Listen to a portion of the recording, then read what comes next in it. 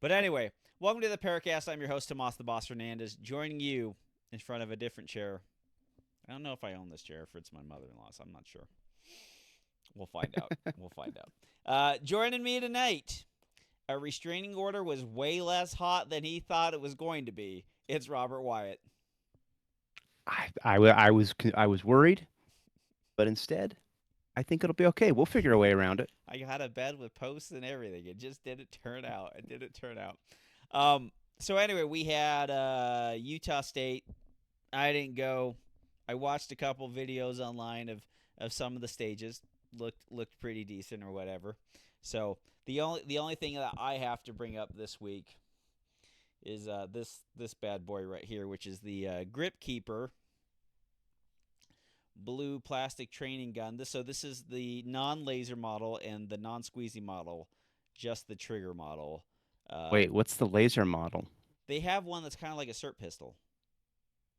Oh shit. So you get the model of gun that you want, and then they have a laser. Like you can kind of see, um, like a lot of the stuff is kind of different models are kind of like Wow. close enough to be made to each other. But yeah, it has like a little non-magazine, but it has a laser that fires when you press the trigger. So this is the Man, they're slowly just going to become CERT 2.0, aren't they now?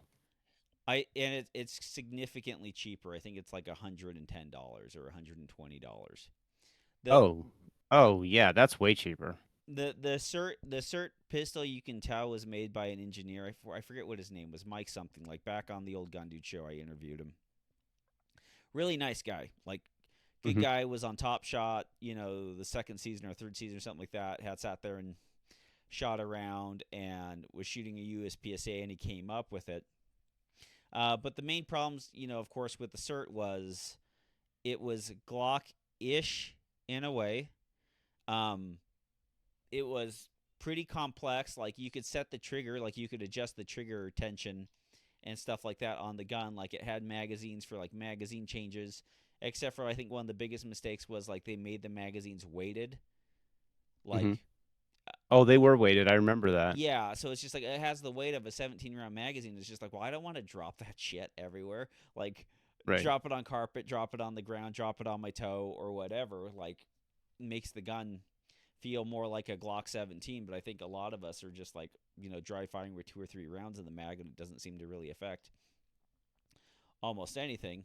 And then like not optic cut and expensive, and so Yeah, I and they're fragile. That it, was the thing that I noticed the most is man, they did not like to stay working long. yeah, and it's hard enough to get firearms to work super, like they work a long time under dry fire, but like dry fire is pretty tough on stuff. And Mhm. then like when you're asking springs or whatever and a laser to basically fire 1,000 rounds, like the ACVR stuff, I wonder what their return policy is if someone comes out there and spends 3 hours on the ACVR and then takes off the helmet and vomits. But if they're sitting there clicking on the thing for that long, like what their return rate is on, and if people are breaking the guns. But yeah, so this thing, so flat trigger, 5 6 pound trigger. For a little training aid, it's half decent. It does the 3D printing's okay. Like it has definitely some rough spots Yeah, underneath the I frame. see that. There's the dust cover. You can see some rough spots on it. Check out YouTube. Where they built up the tree to support it. Yeah, so like it's kind of there, and it's got the large backstrap molded in Mhm. there, so it's like not everything I would want, but like good enough. Couple things with it, just dry firing it with the Delta Point is, it's very light, and the trigger's a longer, heavier. It doesn't have any walls or whatever like that. Like it's basically a Oh, it's spring. just smushy. Yeah, but what it does do, it's like it is very easy to disturb the sight while pressing the trigger all the way through. So it does kind of work on like some grip principles that you can have Well, with you it. can also take it on an airplane, unlike the a normal pistol. Yeah, like you could take this on a you can take this on an airplane. You could take it to work. You could kind of dry fire with it. Like you can do a lot of kind of cool things with it. Just um, I've always actually wondered about that though, because you have to check a firearm, but if you have like a toy gun, because that's functionally what it is, a toy gun. I mean, it's not a gun, so they're not gonna. You don't have to declare it, but are they gonna stop you if it's in your checked luggage and go through it? well, I mean, they probably want to look at it, right? I would imagine if it's in your checked luggage, they would probably scan it, open it up, look at it, and then be like, you know, Yeah, it, it's a it's toy. it's nothing. Don't call them. It's nothing. I mean, if it's on I your mean, if they it's on your didn't they didn't give me any grief with my lifesaver, so I mean that should be fine. yeah, like if they I mean, a blaster. I mean, that's just a crude form of. yeah, and like if you probably have it on the carry on, like they'd probably like scan it or whatever. Like you're flying with one bag, they'd probably scan it and be like, take it out. It's just like, no, it's just this is what I do. I do X, Y, and Z, and then they'd probably be like, okay, whatever, Right, right, right. have you take it. But yeah, for the $60, like it's pretty decent, and they kind of just make one optics cut and then just kind of like tell you where to plant the screws. This one probably can get screwed down a little. It's down on it, but like it's a fine product. Fits the holsters, does all that jazz for just kind of index and trigger presses. So it's pretty good, solid product. So Nice. That's cool though. let's talk about your week. Well, Let's talk about the match, and then we'll talk about other ancillary things around the match and your match performance, and we'll take it away, Robert. yeah. Well, Utah State was a steaming pile of shit. But no. Um, yeah, dude. So we had Utah State, and it was a good match. I mean, it was fun for a lot of people. I think we had 14 stages. They were all very, very straightforward stages. Yeah, There was nothing in this match. Like there was two stages that I had to walk up to and actually think about, and that was interesting to me because you tend to think of state matches as something that's a little bit more technical. Now, I don't necessarily think that's a bad thing, but um, so and I kind of back it up. So I was doing all the stats like I always do, and Wednesday I got this call and it's like, hey, the entire network's down. I'm like, oh shit. So I go running out there and to figure it out. Spent half the day there just dealing with that. And so Thursday, I had talked to Blake about. So there was a Friday squad that I was supposed to be on, and it's really interesting to me because the Friday squad originally, so back in the day, Steve Koski and we would want to shoot all day on Friday because we had work and we really just didn't want to try and take 2 days off of that in addition to working the match. And so Steve Terry he was a sweetheart and he was just like, yeah, if you guys want to shoot on Friday, that's great. And so Steve and we created a little squad and we would have people that would pop into the squad and it was fun. I mean, the shoot all day Friday squad was just a gas yeah, because you had a bunch of friends and bros and we were all shooting together. We were having a good time. It was a smaller squad. We were efficient, moved really, really fast, and we still ran the match like we should. I mean, it was still all match. I mean, level two yeah. match I shot a standards and couple of everything those like that. with you guys. Like, yeah, Yeah, it's a good it's time. all it's all in the up and up. It was fun. It was absolutely fun. And what I've seen happen over the ensuing years is, I mean, like Steve stopped shooting, and then the the Friday squad, um, it would still have friends on it, and that's this is not hang on, this is not to say that like just normal people are a problem, but the thing that made Friday so much fun was it was just fun. It was all your bros, and you're just having a great day. Everybody's laughing, joking, having a fun time. And I've just seen that the Friday squad has turned away from being something that's fun and lighthearted. And last year was kind of the year that really made me aware that this is now turning into a job. So instead of it being, 8, 9 people that are all kind of working together, it's okay, well, somebody has to be the RO and babysit this squad for the whole time. And last year, I mean, like Kevin was there and things like that. And so we were able to make it work. But this year, the I was like, I signed up. I'll do the Friday squad because that's just what I was expected. And I quickly kind of realized that I didn't have anybody on the squad. There was none of my friends.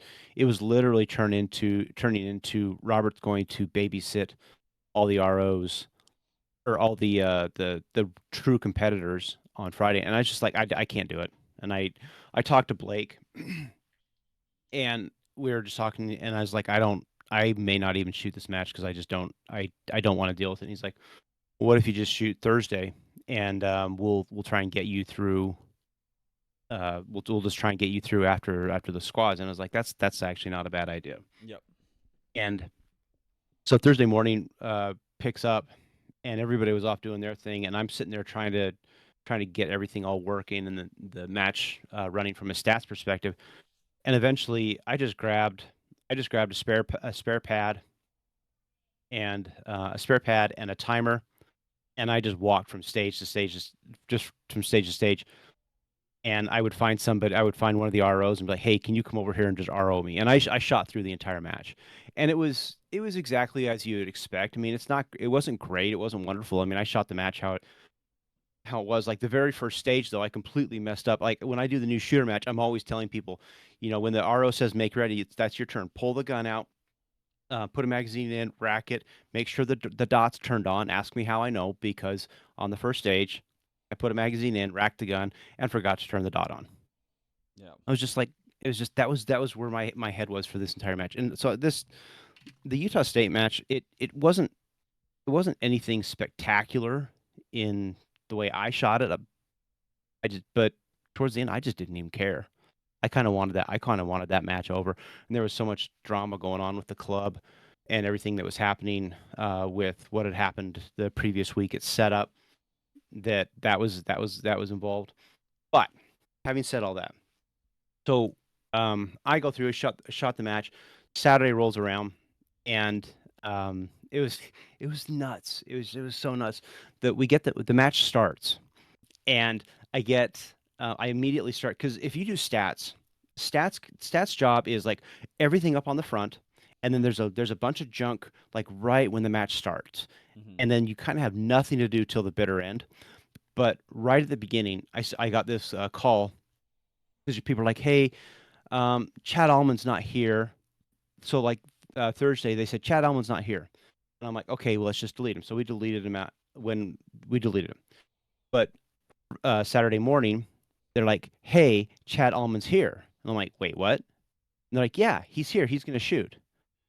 And I'm like, "Okay." And so I try and sync the pads, but what I didn't realize is that two of our network APs completely collapsed and just shut down. And so I couldn't connect to anything So on your the far ends. your access points, it's just like you're trying to update practice score, and It some won't go. it won't go because they're not. Yeah, this is kind of like a weird thing with practice score, isn't it? Lower, it's just like you can't update unless you have everything together. Like it doesn't want to push an update It through will all the not push at pads. all. You Yeah. can't just update the master pad and it says later, "Hey, this Mhm. person's here." So I go so I have to go, and I walk all the way down to where we do chrono, which is basically at the far end. And they're like, "Oh yeah, Chad's here." And I'm like, "Okay." And so I couldn't get it to go. So I'm like, "Look, I'm just going to go and I'll manually undelete him here, and then I'll walk to the next two stages. That's going to be in your rotation. I'll fix it there, and then I'll figure out the APs." And they're like, "Cool." And I'm like, "Cool." And shortly after that, I get another radio call, and people are like, "Hey, Um, Jim Boone didn't show up, and Damn it, so Boone. we want to move. Yeah, thanks, Boone. Yeah, you had one job, Jim. We put the sign up and everything for you. Uh, but we put, but they're like Jim Boone didn't show up, so we want to move Jeremy Reed onto our squad. And I'm like, okay, that's not a problem. But I'm like stressed out, and I'm like, just let me solve this thing. So eventually, I wander over there, and then they're like, we want to put him on there. I can't get him. I can't get him to move. And so I'm like, okay, I'm gonna fix this, but I need you. At this point, like my stress level is like into the red, Yeah. and I'm like, I'm gonna fix it here, and eventually I'll get this figured out. They're like, cool, and I'm like, cool. And so we get him moved into that squad, and then I start pushing it. I actually have between me and Don Anderson, we have to walk to every single one of the bays and start fixing it. And then we do this, and we get it done. It's about like 8:30, 9 o'clock, and then I get this radio call, and it's like stage 14 stats, and I'm like, yeah, what's up? He says, hey, we have a shooter here that says his name is Chad Allman, but it's not. I'm like, the fuck? And they're like, all right, fine, hang on, I'm coming down. And I go all the way down there, and they're like, oh yeah, Chad's sick. He's in the hospital. I'm like, no, he's not. I undeleted him just today. And Ashley Parker's like, no, he's not here. Well, I'm like, who the hell's shooting in his place? They're like, this guy. I'm like, who the hell are you? He's like, I'm Charlie. Why are you shooting for him? Because he said I could. I'm like, but I didn't say you could. That's kind of not how it works. It's not like, oh, here's my ship on the cruise ship. Just take my ticket. It's an unnamed ticket. Yeah. As it's not a movie theater seat. Well, apparently they thought it was. And and so I'm like, wait, what? And they're like, yeah, he said I could since he paid. And I'm like, okay, well, are you a USPSA member? No. Well, fuck. I'm like, all right, here's what we're gonna do. You need to get re-registered as a USPSA member, and if you do that and you show me, I'll let you shoot. But you have to be Chad Allman until lunchtime when I can get all the pads back, and I'll fix it then. And Yeah. he's like, okay. And I'm like, cool. And he's like, cool. And that just like that summed up how stats went through the entirety of the match. I have to say, we used practice score 2.0. And I was very nervous about it because I was anybody who's listened to this show since like beginning of the year, I have not had great results with it. But we used it, and it ran great. There's a few little bugs with it, and I contacted Eugene, and he's been super helpful um, about trying to work through it. We had the day before, so it was Wednesday. I had built so over the course of the weeks previous, I'd built the entire match. It was all ready, everything was perfect. I got everything all sorted out, awesome. And then I get this like text message from Dan Ward. He's like, "Yeah, we're changing the part-time stage to 7 seconds instead of 9." And I'm like, "Okay." And so I go in, I try and change it. Practice score won't let me do it.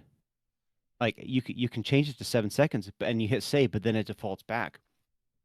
And I start freaking out because I'm like, the only in my brain, like the only way I can actually fix this stupid thing is if I rebuild the entire match. Yeah.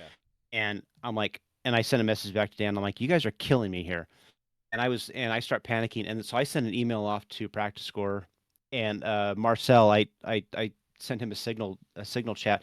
I'm like, dude, what do I need to do? And he got back to me, and he's like, what's happened is the match has gone into scoring mode, and once it's in scoring mode, it will not let you change anything. So if you clone the match, it'll take it out of scoring mode, and you can change the time, and then come back in, and then you can fix it, and it'll work. And after that practice score, Eugene got back, and he's like, "Yeah, just change the name of the stage, and it'll take it back out of creation." He's like, "This is a bug. I'm going to fix it in the next update, but for the time being, this is how you do it." It's just all that. It's all that shit, all the stuff Yeah, that but that's nobody that's generally sees. that's literally kind of like anything. Like for me, like last week while you guys are off shooting Utah State, I'm sitting downstairs playing Metal Gear Solid Delta, the remake of Metal Gear Solid 3, as a man wants to do in his underwear and his Phoenix shirt. And Seems perfectly legitimate. yeah, and Paige is behind me painting landscapes, and I'm sitting there, and she's like watching these YouTube videos, and like they keep going to commercials, and she's like, "Can I get on your YouTube plan, your premium plan?" I was like, "Yeah, let's just upgrade it to the family plan." Yeah, my baby, she Why don't you just give her have her because open up Brave? she could open up There's Brave, no ads on Brave. but then there's the YouTube Music that's for free on that, and so like and then she can have one that's actually her algorithm, and then the other one she can use for her kids to abuse the algorithm, and so that way everything All kind of right. makes sense for $7 more a month. And then my daughter, I can put my daughter on it. But like I'm trying to just upgrade this shit to a family account, and for the life of me, it won't let me upgrade. So I have to like go in there, edit my family. I have to cancel. Eventually, I learn how to. I have to cancel my account. So why does the shit say upgrade if I can't just press the upgrade button and upgrade it? It's like no, you have to cancel your account. You have to start this other thing. You got to get it up. Then you Mm-hmm. got to go in the family. Then everyone's got to accept your family so they can get free. It's this. It's the same crap. It's like whatever parameters are set, there's always some magical thing that unless you know, like put a little lock icon. Put a little lock icon on the top that says, "Hey, this stage is now locked," and unlock the icon. If you unlock the icon, the match will come out of scoring mode. Cool. Yeah. Have it come out. This to me is kind of one of those examples, and I'm casting a wide brush here at this. I know I am, but there's a difference between software engineers and user interface engineers, Yeah. because software engineers are like, let's do the simplest code possible to make this thing work. And it's like, well, and the problem with it, and you see this in like life, like with all like engineers and stuff like that. It's like, well, it works for me, so I don't see why it's a problem for you, Yeah. because they've thought through it and they made something work for them, and they don't care about the rest of the world generally. well, when you know something in express detail, you know it's going to work Yes. for you because you know exactly how it works. Mm-hmm. It yeah, like it's like you getting like you pretty much have an engineering degree in a CZ Shadow 2 or problem. So when someone handed it, it's like, oh no, it's just this simple. Don't you Mm-hmm. understand that it's just like if I get a Beretta or something like that, I go like, no, it's this simple. The trigger bar is not going up into the back of the hammer hook. Why don't you understand these things? It's Yeah. just like it's very easy. It's like, bitch, it ain't They easy.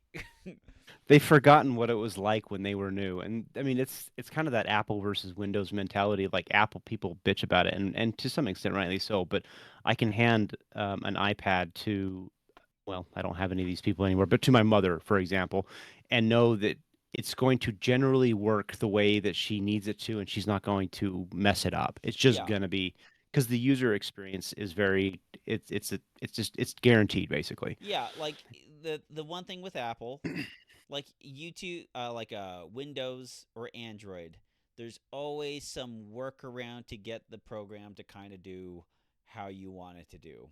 And the thing with Yeah. Apple is like you press it, and if it doesn't work, it doesn't have that feature, or it's completely broken.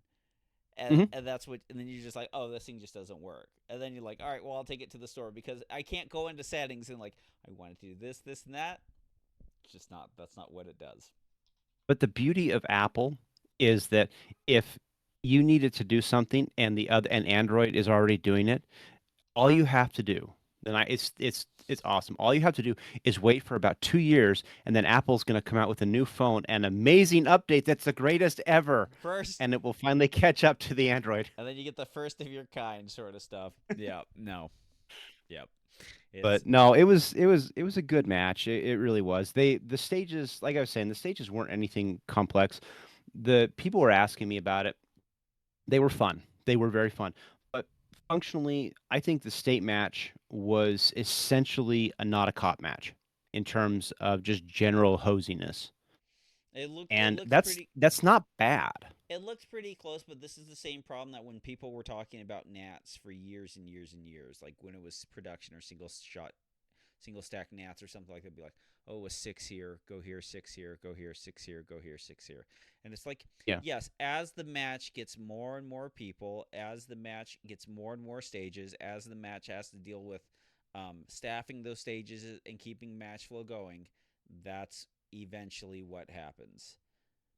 One of the things that was really interesting that I noticed in this match is people like the hit factors were high, and you would have people come off the stage and like Rob, I'm like what? I'm like I got an 8 hit factor. I'm like, dude, that's awesome, cool, well done.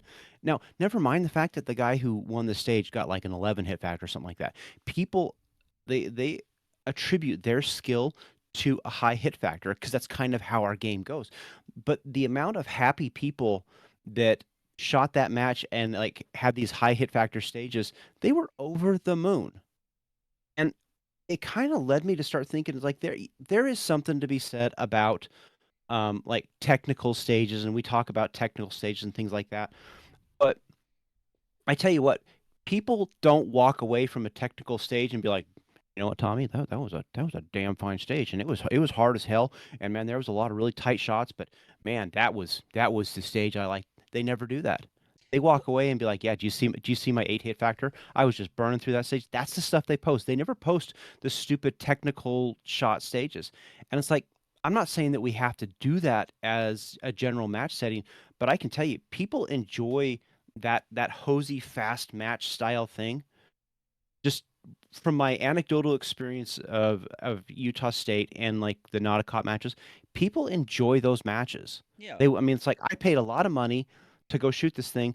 I don't want to walk away from it and be like, well, I got my dick punched in and I realize that I'm a shitty shooter. Yeah, I mean, but like, people left that match and they're like, this was great. well, like a couple things to that. Like, is that what we want? Are we selling this as a customer service experience to the shooters?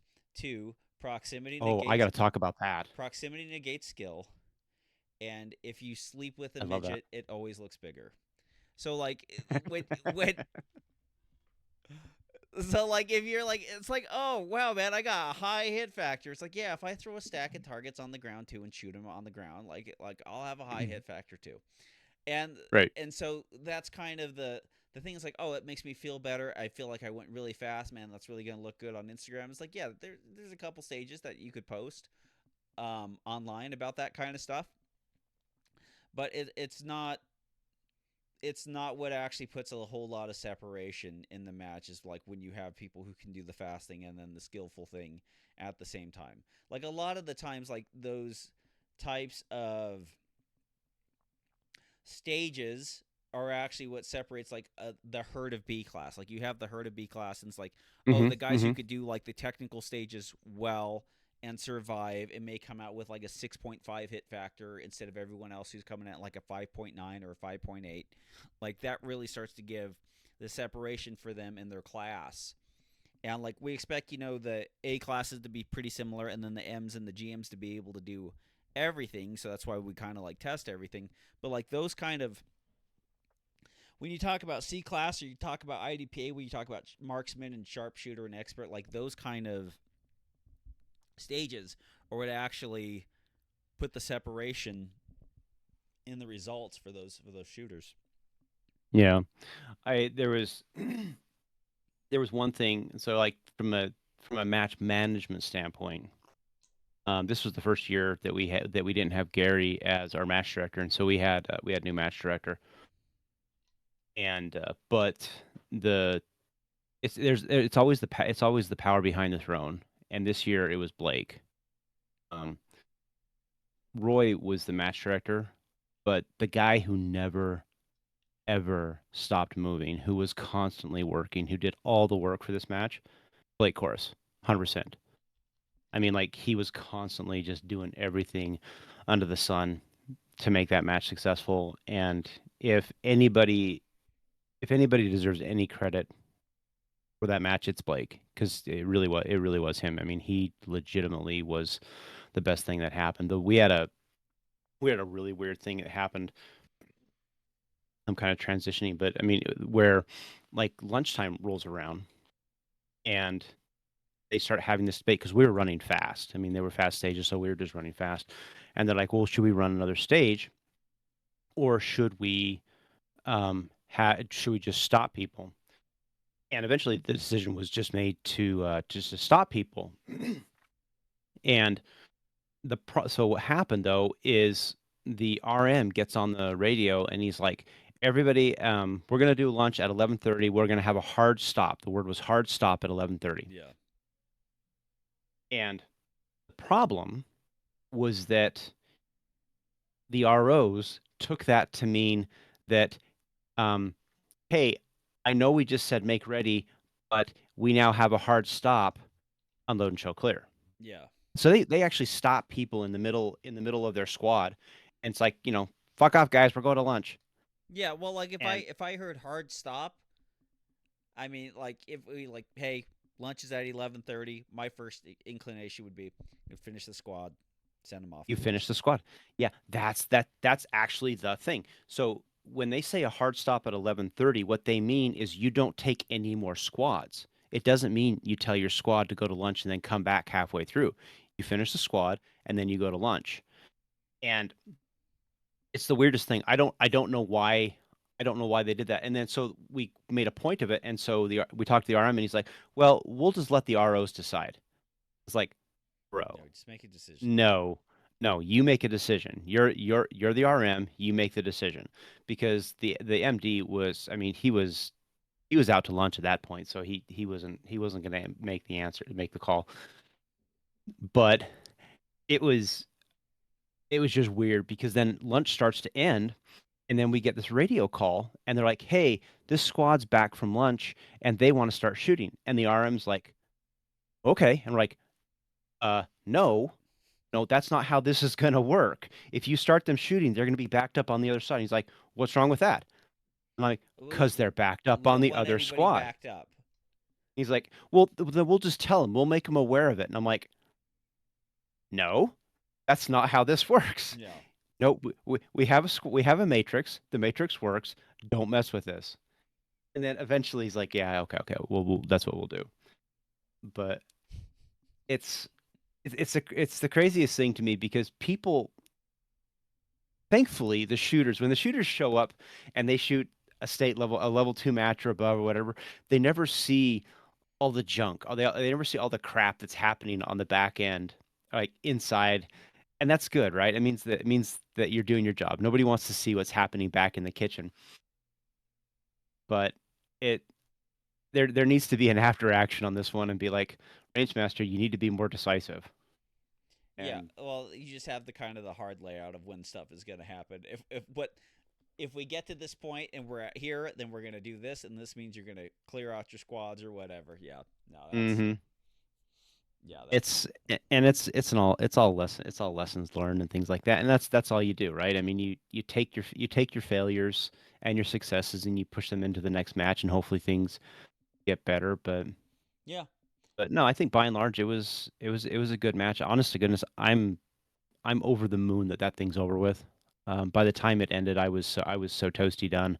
I've got Area 3 that I'm gonna go shoot. And honestly, I'm going to shoot that match because it's Andy's match, and I want to see the new range. Yeah. My wife and I are gonna actually turn it into kind of a honeymoon, or not a honeymoon, but a anniversary trip, and I think that's super cool. Um, but yeah, Yeah, and then I was just going through looking at the results, and what's interesting about the results is that people who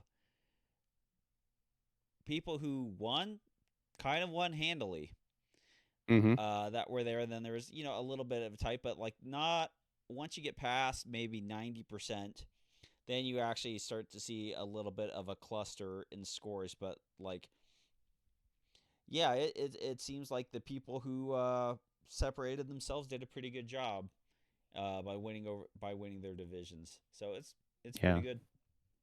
No, I think the was it Tim Austin and Jack. Basically the two stage designers. I like the stages. I generally like the stages. Um, you can nitpick anything to death and say I wish I had more of this, more of that, whatever. But in where my head's, I mean, this is really just my opinion. Like where my headspace was when I actually decided to shoot the match. The fact that I could walk up and just look at the stage and be like, okay, this is how I'm going to shoot it. I was okay with that. I was very okay with that. And the thing that I found that was really funny was because I was taking pictures of people, and I'm just gonna say, I take a lot of pictures of these matches, and a lot of you right-handed people need to learn how to like not stop pointing the gun up range.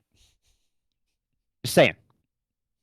I've added a lot of pictures to my DQ folder, and some Go. of you guys, Yeah. Yeah. I I have a very nice picture of a revolver where it's not a crescent moon, it's not a half moon.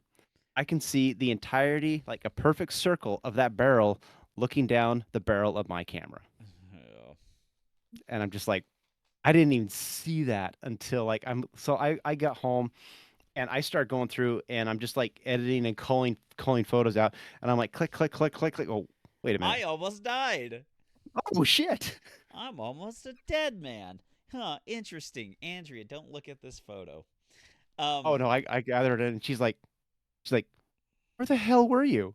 And I was like, I was up. This is the funny thing. I actually Taylor Daggs, he had his 360 camera on and he actually is Insta, videoed the yeah. stage and he actually showed where I was taking pictures um for that stage. And it's the stage was called Dry Goods, so it has a building and all of the competitors, they're standing at the downrange side of the building. I'm further uprange than they are. And so I was well back behind or uprange of a fault line. Yeah. And so like conceivably it's a safe thing, right? But what I found was that it was just a uniquely interesting stage because the RO is behind the shooter at that time, and if the offside RO, it was just weird because unless the offside RO came and stood where I was, which doesn't make any sense, he can't see the fact that the person shoots this target in this corner and then immediately spins to go let's see to go right, and in the process most of them they were trying to drop a reload, and so their right hand starts canting, and that cant, and you kind of only pick this up in the photos as you're editing them, but you can actually see that gun is now like, there's the 180, 185, 190, and then they start bringing it back. Yeah. But it happened a lot. Yeah, the low tuck. It very much seems like the low tuck. Stick the magazine in the gun Yeah. as you're walking away has almost like completely disappeared. So it becomes the shoot. I'm gonna keep it up here, load the gun, Mhm. and make the turn. So, like, the whole like keep it low, keep it pointing down range, bring in your arms, work Yeah. around the prop or the wall or And whatever it's to it's load it. so quick. That's the thing. It's so quick that like I'm sitting there and I'm taking the pictures and the camera's running. I have it set to like run 60 frames a second because I'm trying to catch the bullet, usually is what it is. But it's so quick that it's in the editing that I'm like, what the fuck just happened? Oh, Yeah. oh shit, there it is. Yeah. And you can see it and you're just like, but man, and it's one of those things that I see it with right-handed shooters more than left-handed shooters, and I think it's just because that's just stage design. Like left-handers, they just Well, you're gonna you're gonna don't you're gonna have that get opportunity as much. you're gonna get a whole lot more left to right movement from right-handed Hmm. shooters, no matter what Yeah, happens. but yeah, it was. I got some great photos out of it. I mean that's that's at least cool. But that one where I'm sitting there and I'm literally looking down the barrel of that revolver, I'm just like, well, shit. Yeah.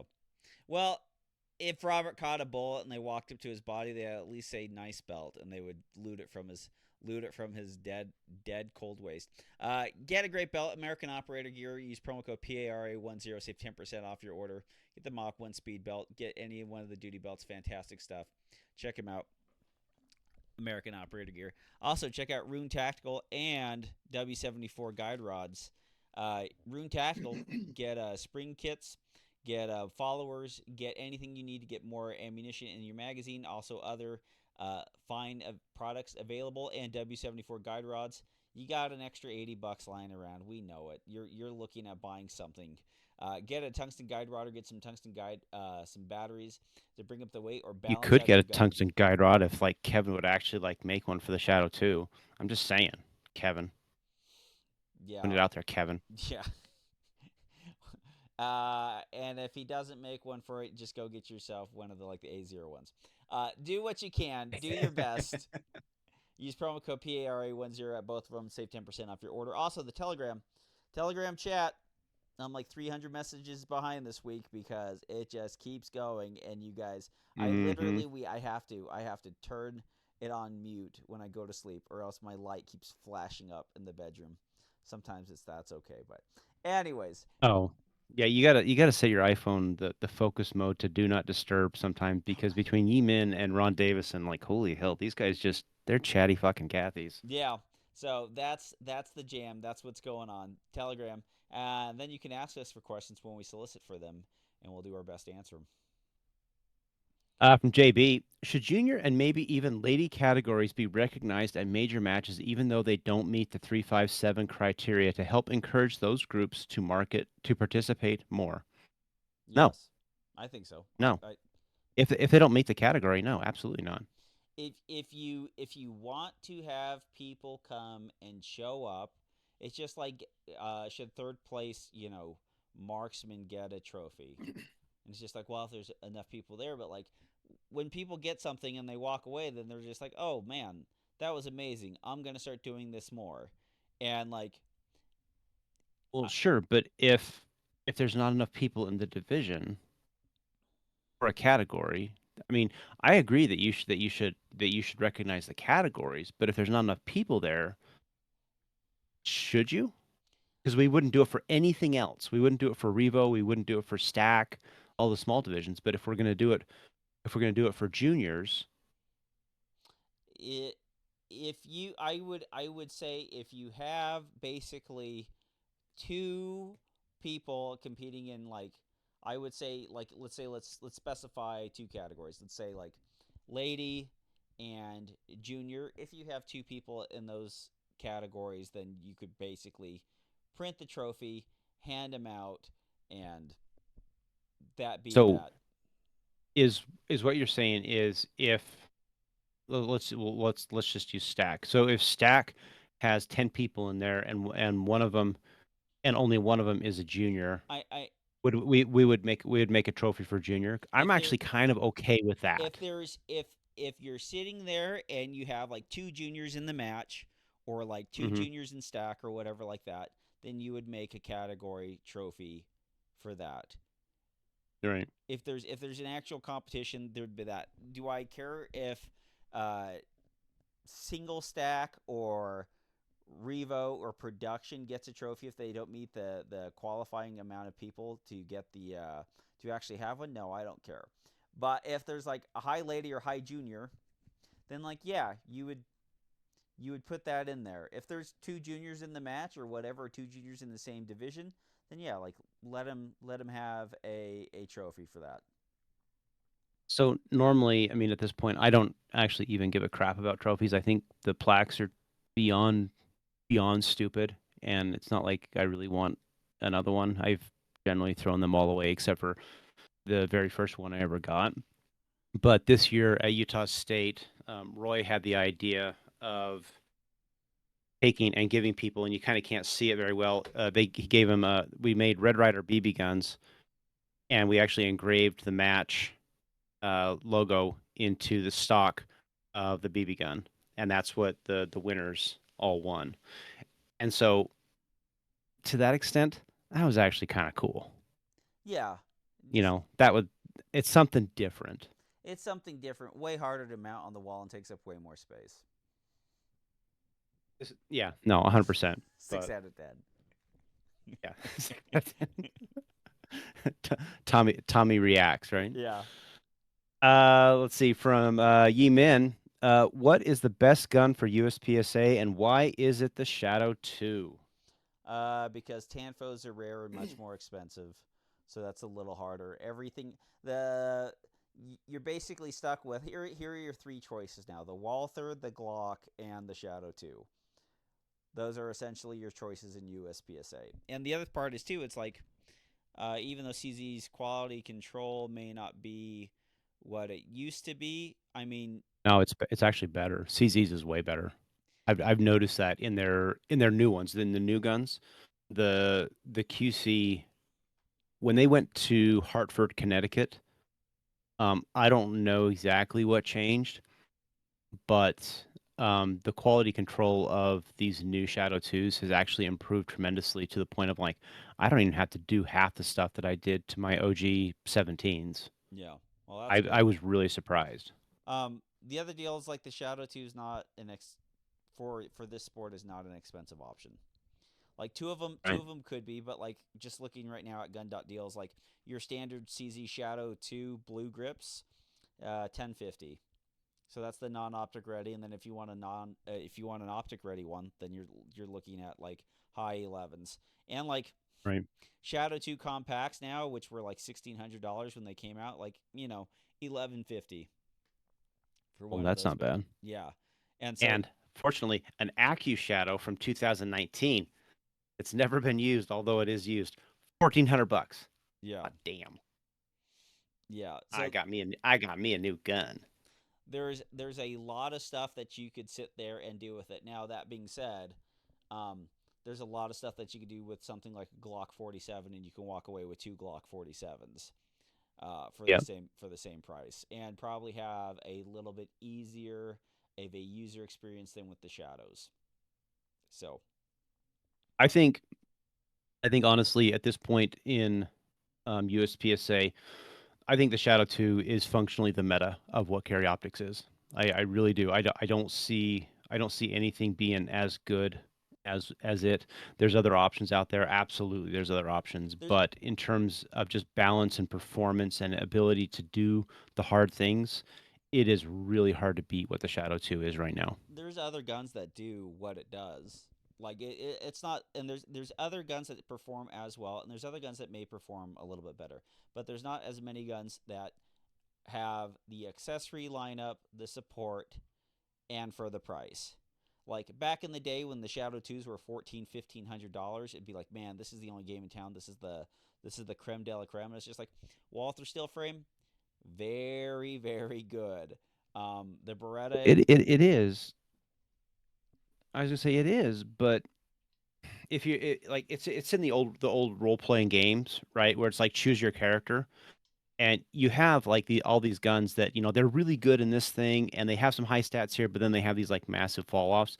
The Shadow 2 is functionally the human, where it doesn't have a lot of highs, it doesn't have any lows. It's just across the board, the damn thing's just gonna always work. yeah, it's And I think that's why the Shadow 2 and parts availability is if you want to like the problem with the Tanfo right now is parts availability is rough yeah.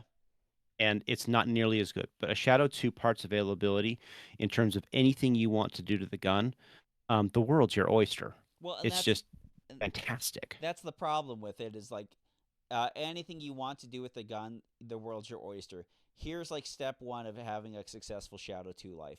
Don't do anything you want to the gun. Like Exactly. like No, 100%. keep it in a factory configuration. If you want to screw around something with like an Apex kit, like you can screw around with an Apex kit or like a few I don't even parts. think you need to do that, Tommy, Yeah, honestly. there's probably not that you could just probably do with some like minor polishing just to kind of smooth out a little bit here and there. But I put uh Jory, he switched over to the Shadow 2s I think just before Factory Nats. And he and I were talking and and he says, what have you done to your gun?" And what I basically gave him like, "This are all the things that I've done to the gun. Here's what I actually recommend." And I told him and I was like, "Look, from my perspective, I need the Shadow to run. Now, you can go through and you can do a whole lot more to this gun, but at the end of the day, I need the gun to run." yeah, And so I built my Shadow 2s to run no matter what. Now, obviously, your guns are going to have problems. I get that. But the configuration, I mean, I could make my gun a whole lot more wizard, but then it may or it may not run. Like, oh, it needs to have these super light springs or strikers and stuff like that. I'm like, I don't know. I don't want any of that. I want to take the gun out of the bag because I didn't clean it for the last 3 or 4 weeks because I just didn't want to. I don't want to have to go and like dick with like actually cleaning out the magazines and stuff like that. I just need something to work. And that's why like I can build somebody a Shadow 2 that will run on the ragged edge of performance, and it will be just awesome when it works. Or I can build you a Shadow 2 that's always going to work. Yeah. I'll take the always going to work. Yeah, there's certain springage weights and things that you definitely don't screw around with that you may get, 85, 87% of the trigger pull that you could possibly get, and just learn to shoot that and then have an absolutely fun and successful match. Like, Yeah, you know, like functions one of the most kill popular every things you stage. can do. Yeah, one of the most popular things that you see people doing with the Shadow 2, which is the dumbest thing in the entire world, is they put that Cajun reduced reach kit in it. Like, Yeah, why would you take a gun that works and destroy it? Because that's literally what happens every single time people put that reach reduction kit in. There's like, okay, well now the hammer's not going to run the full length, so you have to put an extra heavy hammer in just to actually make it articulate correctly. yeah. Like, oh yeah, but I can reach it better. I'm like, dude, get better grips. Yeah, there's no lack of grips available for the CZ Shadow 2 that could, and you can even like stack or change grips, have like a smaller one on the Hmm. right hand side and then like a thicker one on the left hand side to get a little bit more purchase on the gun. Yeah, There's right now the Shadow 2 in terms of parts availability, it's as close to a 2011 in terms of customizability that you could get without actually being a 2011. Yeah, It's a very capable and functional gun. yeah. I And mean, that's why I have a lot. you could do yourself a lot of good by just buying a stock Shadow 2 and then running it. I think you could buy, and I've done this. You can buy a stock Shadow 2, change the recoil spring and the hammer spring, and then just run the gun. The hammer, I mean, put the hammer spring to something a tiny bit lighter. You don't have to, but it makes it work. The recoil spring you would want to use to something that's more attuned to our 135 power factor, and then do nothing else to the gun. I mean, we could get into the weeds of like, we'll change this thing out because it's a reliability issue, but functionally, the Shadow 2 today is it's great. It just works. If you need to put grips on it, the the thin grips, they sell them because they look good. They're not super functional, but I know a couple people with really small hands, and the thin grips work for them. You build the gun to what you need. But I don't know, man. I've been shooting these things since 2015, and I think they're the best gun out there, especially for carry optics. I don't think you can beat it. The big question is whether you want to direct mill it or actually go the plate system. If you're set and you're like, you know what, I just love the SROs or things like that, then 100% save the money and buy an iron sided one, and then have Josh Dobson cut it for you, especially if you're local, because honestly, he does the best job. I mean, he just does the best job. It's just the way it is. But have Josh go and mill it down for you, put your optic on top of it. That's what I'm doing with this AccuShadow. Is I just got to get it to him, but as soon as he gets it, he'll he'll mill it for an SRO, and we'll be off to the races. Yeah, and most likely what's going to happen is if they ever come out with a Shadow 3, it's going to be direct for a RMSC. That would be so dumb if they did. That's if you're looking from a manufacturer's perspective, there's plenty of optics on the RMSC footprint. It fits their slide and it prevents all other manufacturing and supply chain problems that they come with. They cut the dot, they put a cover on it, they send it off to you, and they're not trying to make 18 different plates or whatever, or keep those in stock, or get them to you, or worrying about third party manufacturers. And they control the whole process. I mean, they've basically essentially done it with their all their updated newer pistols, Right. the Nocturne and the Compact and stuff like that. That's what they've decided to do. So Yeah, I don't know. Let's see here. For Michael D, should competitor age mobility be a factor considered in a well-constructed stage, just like thinking about all divisions? for leans, no. But if there is something that requires a prone or getting down or climbing upstairs, yes. Yeah, no, I could see that. If I have a prone position, I like to put that. I like to try and put that at the end of a stage, so that if a person they have to get down, they're not trying to get back up on the clock. I it's I'm Yeah. not saying that I'm right. It's just something that I always try and be considerate about. I I think the best thing you can do, honestly, is know your customer base. I mean, if you shoot at a club that's the vast majority of the club is 60 and 70-year olds, then maybe don't put 100-yard sprints into it because that's just being a dick. Yeah. But at the same time, you do have to realize that the rest of the USPSA world is going to be doing hard things, and if you don't present your shooters with hard thing challenges, are you really serving them? If some of them go up to a major, and I know most people don't go to majors, but still, Well, the thing is, like, in having the option, which is maybe a farther shot or a little bit weirder of a lean than going prone closer or something like that as an option for them to get to. But when you have like mandatory things like balance bridges and stuff like that, where people who are older may have issues and they're trying to balance, which when you have structural things wrong with your body, balance is generally one of the first things to go. And when you have them with yeah, loaded firearms, um, yeah, that can be a hard thing because we're not sitting here with loaded double action revolvers or double action pistols or something else like that. We're sitting here now in the world of 2 pound triggers. Is I could do it, but I get tendonitis, so I need to cut it down a bit.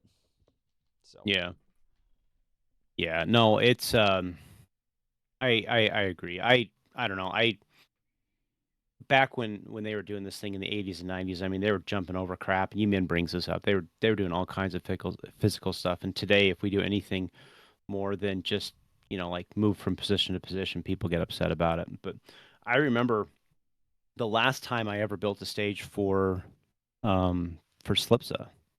I I went through and I built the entire stage, and it had a lean at the end of it. And I was really worried about PCCs.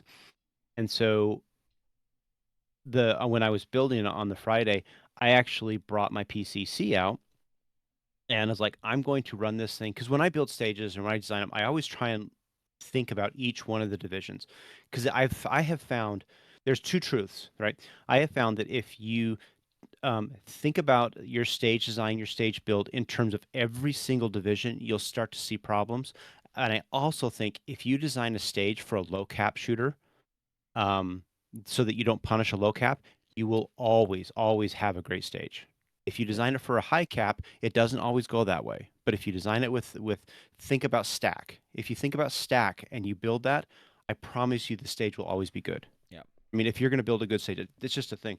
But anyway, I built the entire stage, and then I ran it as a PCC, and I was like, okay, this is a challenging lean, but it's not outside the realm of it. And I actually took it, and I pulled my target in. I'm like, okay, this is doable. Saturday rolled up, and I'm going through and I'm stapling targets, and the RM at the time comes around, and he's like, "You can't, a PCC can't do this." And I'm like, "Actually, it can." I brought my PCC out, and I ran the stage as a PCC. And he's like, "No, you can't, because you're gonna force people to change shoulders." I'm like, "No, it's a difficult lean, it's a challenge, but it can be done. I promise you." And he's like, if you don't move this, I'm gonna throw the entire stage out."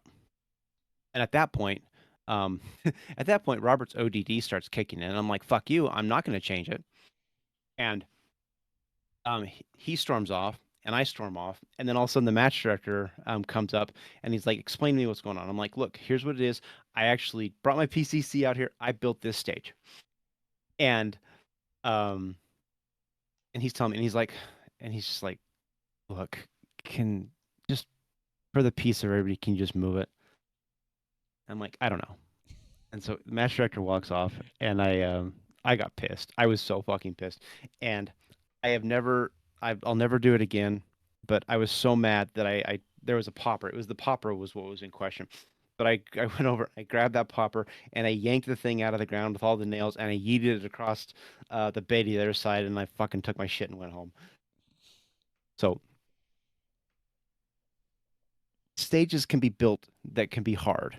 Don't try and screw somebody over, but at the same time, just because and that was the thing. The whole point of this, the reason that the range master didn't like it was because he couldn't do it. Yeah, well, the this is the issue with leans or anything else. Like, unless we want absolutely to stand in front of every target without any discomfort while we're shooting, um, you're you're you're going to run into people's limitations on what they can and can't do. Right. And it's like, okay, if you can't do it, maybe you need to change shoulders.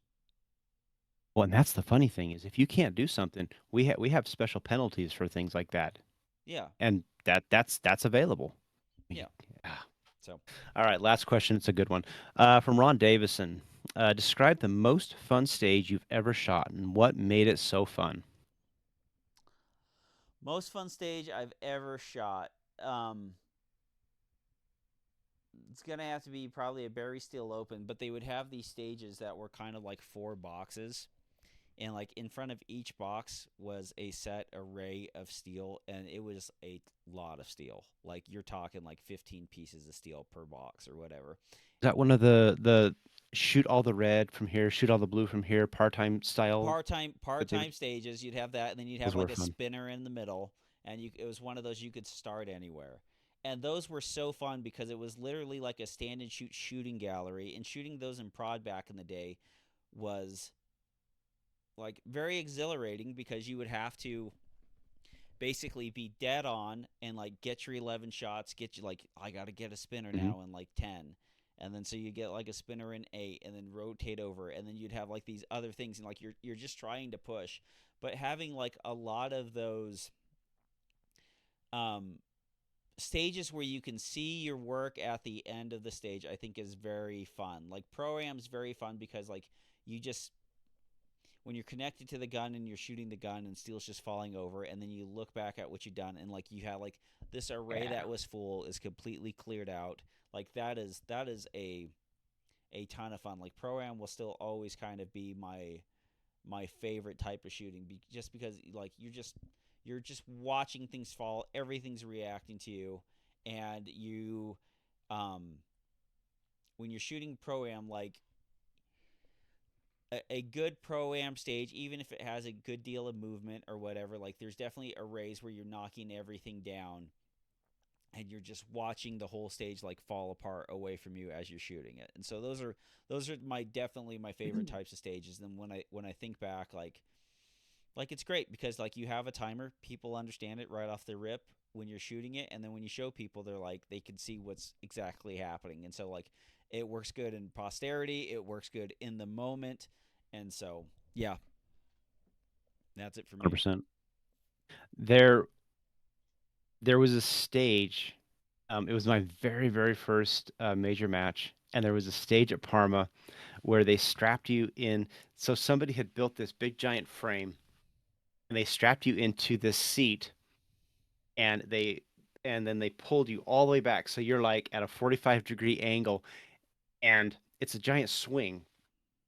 And when the timer goes off, you yank the ripcord, and now you're swinging back and forth and all over the place because it was on a gimbal kind of thing, so it would go all different directions and stuff like that.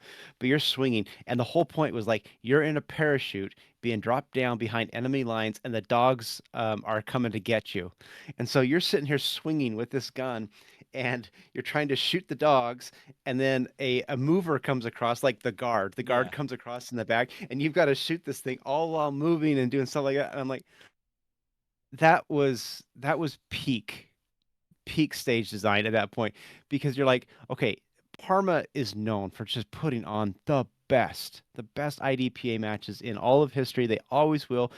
Fight me, you're all wrong. They're the best. But I still look back on that and I wish it was my very first one and I didn't really understand video and that you're supposed to video your stages and stuff like that. I didn't understand how important that would have been to have actually like had that.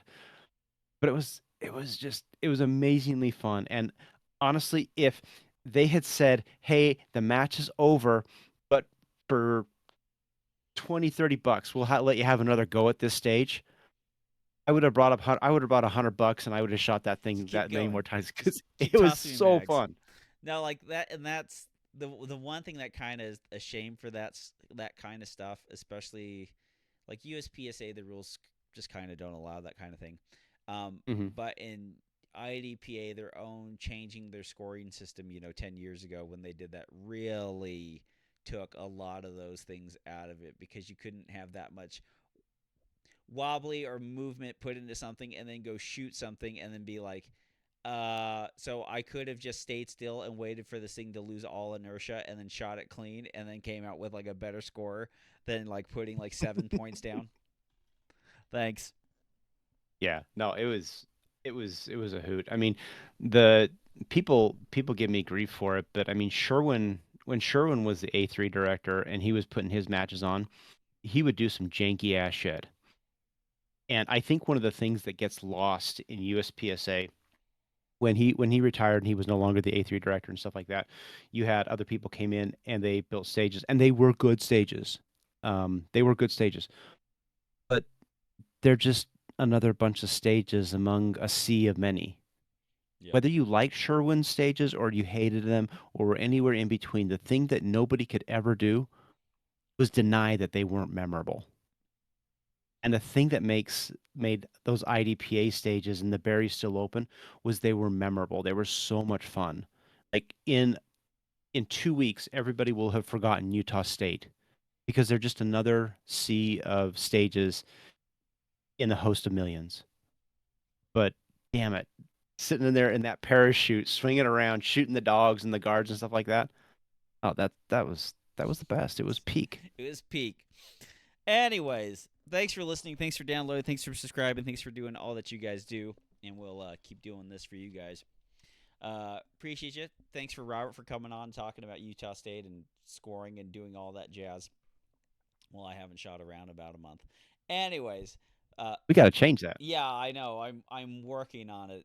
The house is framed and stuff's going in it. So we're getting to the point where I have the space and the time and all that stuff to do When it. So is your when do they expect you to be in it?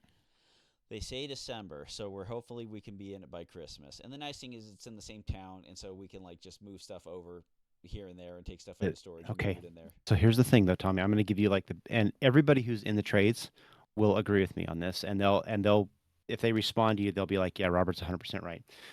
If they say we're going to move you in the week before, we're going to get you the C of O the week before Christmas, tell them, "Nah, fam, just wait. We'll wait till January.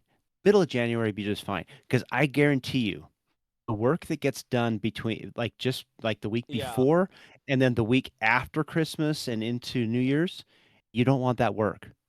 They're all drunk, they're all hungover, and they sure as hell don't want to be there. They want to be home with their families doing stuff like that. And you're going to get some really, really, So it's really gonna shitty it's work. gonna save me the email and me bitching them out. Like, no, dude, this tile has a pattern. You guys did the Hmm. pattern for half of the bathroom, and then the other half you just put black on one side and white on the other side. Yeah. That Yeah. kind of I stuff. I'm promise good. you. Just tell them like we'll stay in this place. We'll stay in this place for just a little longer. We're okay. Yeah. Just get it right. That's all we care about. Just get it right. Well, the quartz doesn't have a natural chipped look anywhere else on it. Let's go ahead and shoot it. I love it. Oh, that was funny. So like they did so the staff shirts this year were terrible. I'm just gonna say it. They were terrible. Uh they it actually it showed your name and then it showed your job underneath it. And then on the sign on the side it said staff. I'm like, "Cool. This is just another shirt that I'm never going to wear anywhere else ever again." Well, you The can't do competitor anything shirts? with it. You can't No, take it it's to the stupid. gym. You can't like it's like because most of the match shirts they're like, all right, lazy Saturday, doing yard work. Got like guys, if you're wearing match Yeah, shirts around town as like daily wear, you're trying to say something functionally. you're trying to say something, and your wife's boyfriend dresses slightly better. So just be Hmm. careful. Just be careful about that. Um, but yeah, that's what they're supposed to be. So like you should be able to sit there and take a mat shirt, like take it to the gym. I'm gonna take it to the range and shoot it. But like I don't want everyone knowing my name and what I did in 2017 at a local state match or whatever like that. Yeah. No, I mean, I don't mind having my name on it, and I'll take it to the match. But when it says staff on the side of it, I mean, am I going to show up at like like the Area 3 match and people are like, oh, he's staff, sir, where's the porta potties? Oh, they're over there. Yeah, No, it's yeah. dumb. Hey, this is what we should do for the next match. When you sign up for it, we're gonna make a gold T-shirt that says "First place pistol shooter, such and such match," and everyone gets one. There And you go. and that way, when you're just like, oh no, I was just laundry day, yo, just putting on this shirt, everyone goes like, wow, I didn't know that you were that good. Yep, I'm that good. You go somewhere, they're just like, damn, dude, that guy probably shoots a pistol pretty good. And then you're just like, yeah, like it's just what it is. The at the end of at the end of Thursday at the match, like because I'd shot through, so I was like naturally at number one in practice score competitor, and I so badly wanted to just go and screenshot that of me being in first place and be like and just posting that to Instagram. It was a great match. The match is over. It's in the books. I'd like to thank everybody for coming out. I'd like to thank God and all my sponsors who really helped me through this. It was a hard match, but really well done. Thanks everybody. We'll see you again next year. Yeah. And then just leave it. Just leave it. Yep. Yep. That would be the ultimate kind of thing. What we need is like bot practice score bots. Like like when you're practicing like Counter Strike, like you can like print out bots and just have a bunch Yeah. of bot names in there, and then you'd be like, did it again, got my gold jersey. Anyways, thanks for downloading, thanks for listening. For Robert Wyatt, I'm Tom Nelson, bidding you peace, love, and soul as we depart into the open waters of the Sea of Life on a little tugboat we like to call the Paracast. All right, everybody.